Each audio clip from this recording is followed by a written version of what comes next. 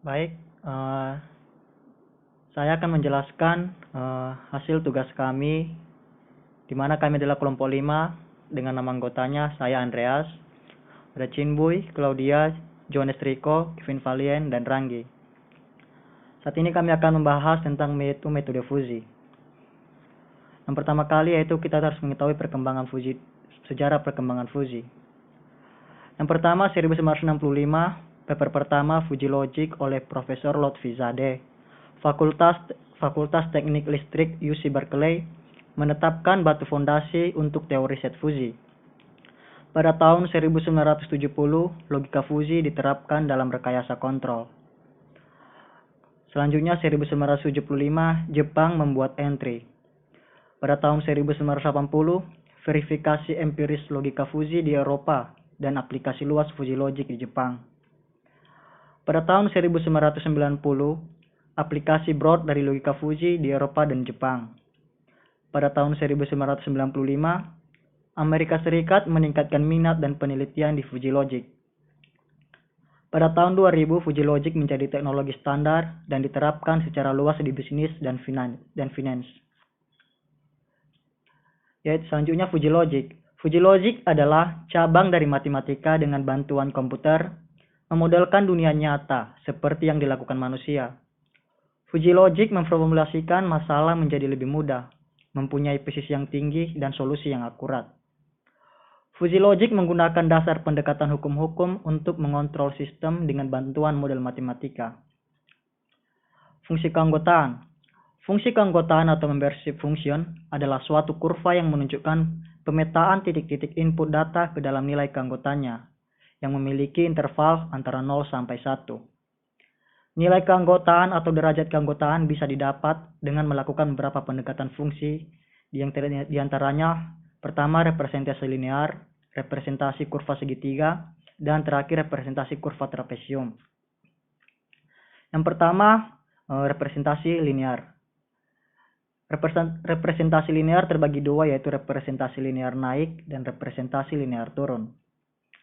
Pemetaan input ke derajat keanggotaannya digambarkan sebagai suatu garis lurus.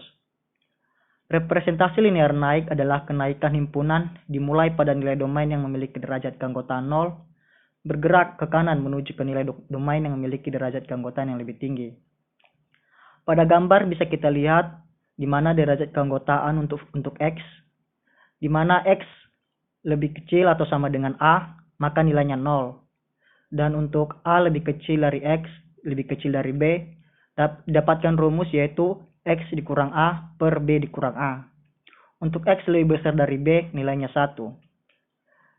Dari gambar koordinat, kita bisa melihat titik-titik koordinatnya, yaitu nilai A dari 0 menuju ke B, yaitu berada pada nilai 1, di mana garis lurusnya yaitu berbentuk naik.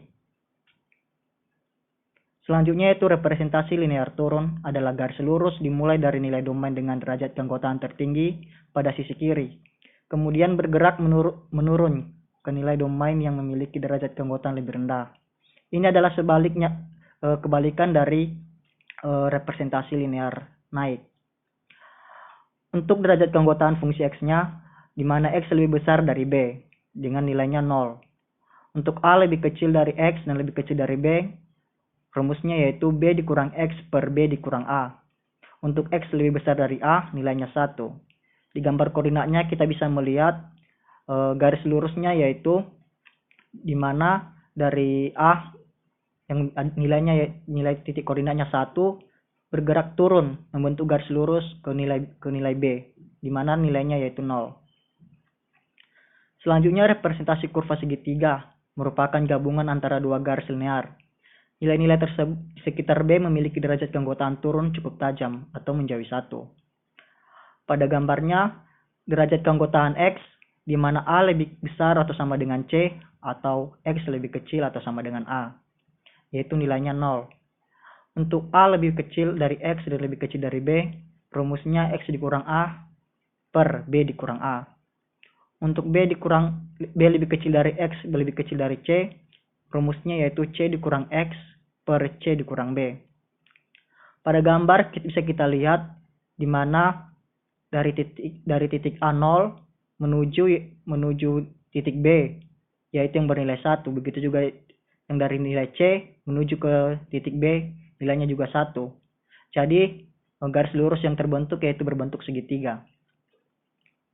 Selanjutnya yaitu representasi kurva trapesium, di mana pada dasarnya seperti bentuk segitiga, hanya saja ada beberapa titik yang memiliki nilai keanggotaan 1. Pada derajat keanggotaan X-nya, X lebih besar atau sama dengan D, atau X lebih kecil atau sama dengan A, dengan nilainya yaitu 0. Untuk A lebih kecil dari X lebih kecil dari B, rumusnya B dikurang X per B dikurang A. Untuk C lebih kecil dari X dan lebih kecil dari D, rumusnya yaitu D dikurang X per D dikurang C. Untuk B lebih kecil atau sama dengan X, lebih kecil atau sama dengan C, nilainya 1.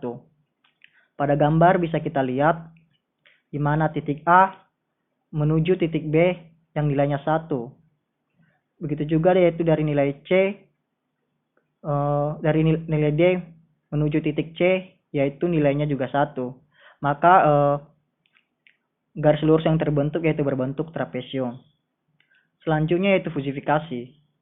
Fusification adalah proses menetapkan input numerik suatu sistem ke set fusi dengan beberapa tingkat keanggotaan. Tingkat keanggotaan ini dapat berada di mana saja dalam interval 0,1.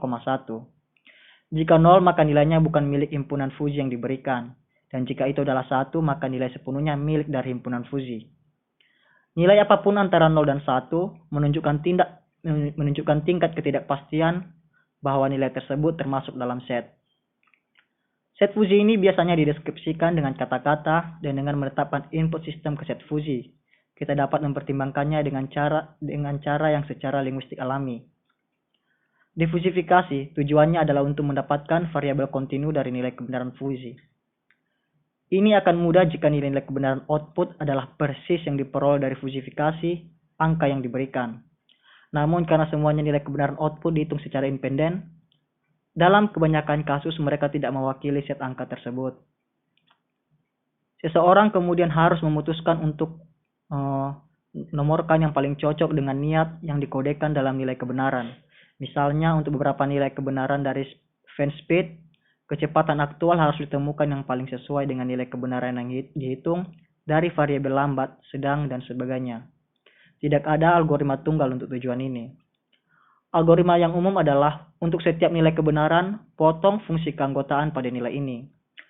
Lanjut, gabungkan kurva yang dihasilkan menggunakan operator OR.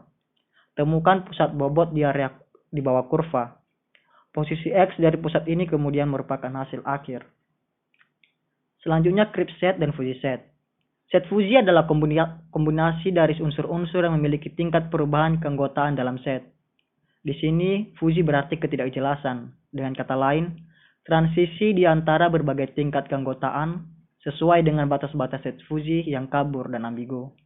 Oleh karena itu, keanggotaan elemen-elemen dari alam semesta dalam himpunan diukur terhadap fungsi untuk mengidentifikasi ketidakpastian dan ambiguitas. Sedangkan Cripps set adalah kumpulan benda yang atau mengatakan U memiliki sifat yang identik seperti tercaca dan finiteness. Himpunan Cripps B dapat didefinisikan sebagai sekelompok elemen di atas himpunan universal U, di mana elemen acak dapat menjadi bagian dari B atau tidak.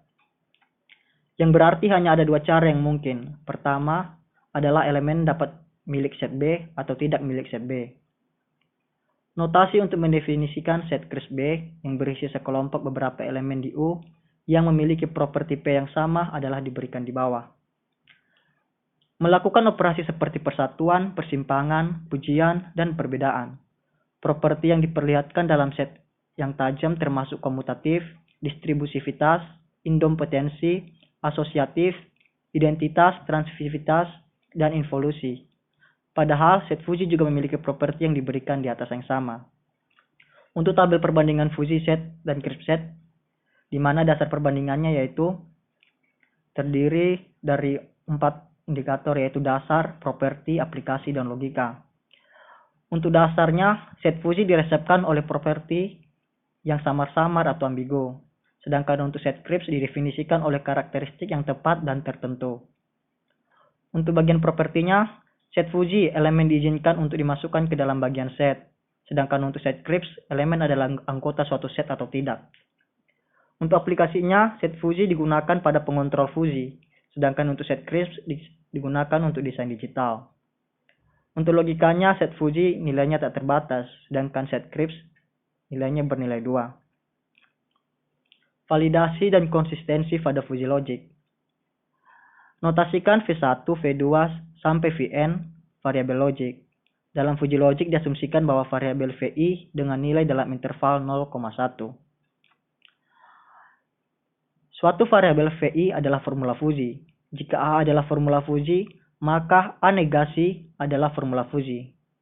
Jika A, aksen adalah formula Fuji, maka A, aksen konjungsi dan A disjungsi aksen adalah formula Fuji.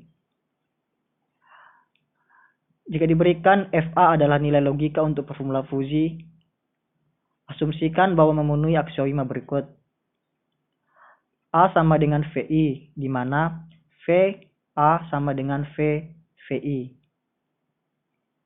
F A, aksen sama dengan min Fa, Fa aksen. Fa disjungsi A aksen sama dengan max Fa, F aksen. Untuk F A negasi, F negasi A sama dengan 1 dikurang Fa. Selanjutnya yaitu Fa lebih besar atau sama dengan 1/2 atau Fa lebih kecil atau sama dengan 1/2 untuk semua tanda dari kemungkinan variabel dari A.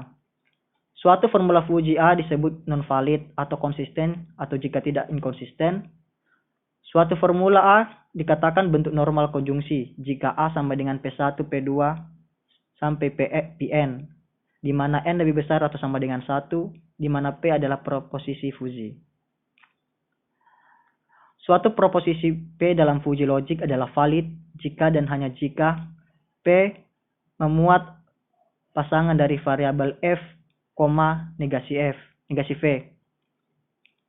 P membuat pasangan komplement variabel V, Vi, negasi Vi. Dari definisi P dapat ditulis P sama dengan L1 disjungsi L2 disjungsi Ln, di mana Lj literati, akibatnya Lj sama dengan Vj atau Lj sama dengan negasi Vj.